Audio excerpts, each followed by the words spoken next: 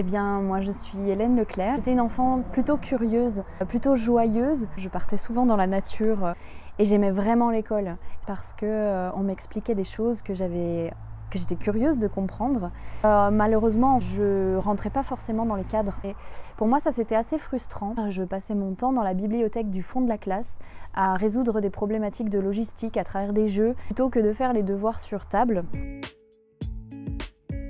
En CE2, on m'a fait redoubler. Et à partir de là, je suis vraiment devenue une enfant plutôt stressée, anxieuse. Je faisais énormément d'efforts et j'avais très peu de résultats. À l'âge de 24 ans, c'est un professeur de mon master qui me détecte une dyslexie. J'ai passé toute une scolarité dans l'effort et la difficulté, alors que j'aurais pu être accompagnée d'une certaine manière et comprendre pourquoi pour moi c'était si difficile.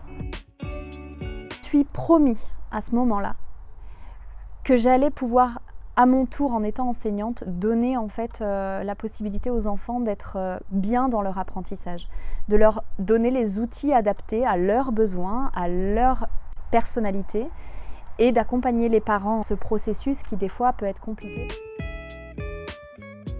Ma vocation, elle était vraiment d'accompagner les enfants et malgré la réussite, j'ai décidé de quitter l'éducation nationale il y a 5 ans. Je me suis rendu compte en tant que psychopédagogue et thérapeute que je pouvais accompagner et réveiller chez les parents une compréhension. J'apportais aux enfants des outils pour qu'ils se sentent mieux, pour qu'ils comprennent comment ils fonctionnent. Mais au bout de 5 ans, je me sentais vraiment seule.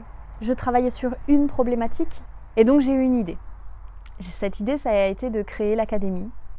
Et c'est génial parce qu'aujourd'hui, je peux vous dire que l'académie existe.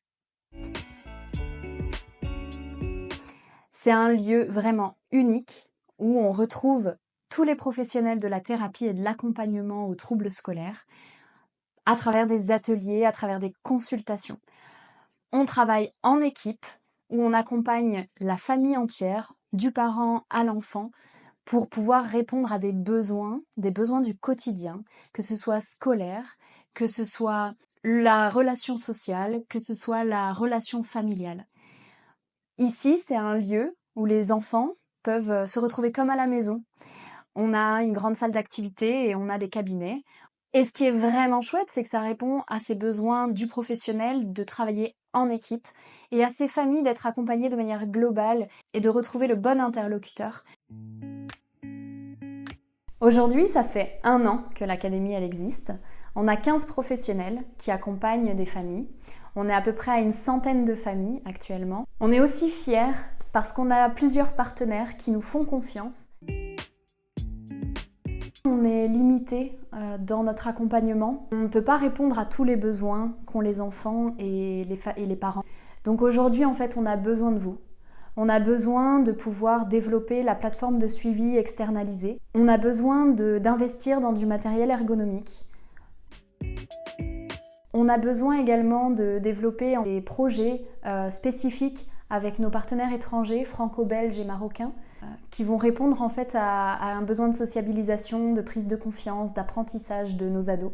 Et également à investir dans le lieu, dans la région. Et c'est pour pouvoir mieux grandir et accompagner encore plus d'enfants et de familles qu'on a besoin de vous aujourd'hui. Car un enfant bien écouté, c'est un enfant serein et un enfant serein, c'est un enfant qui apprend. L'académie, c'est fun, les copains avec tout le monde que tu vois. Maintenant, je relaxe max. Je suis vraiment ravie qu'une initiative comme l'Académie de demain existe enfin.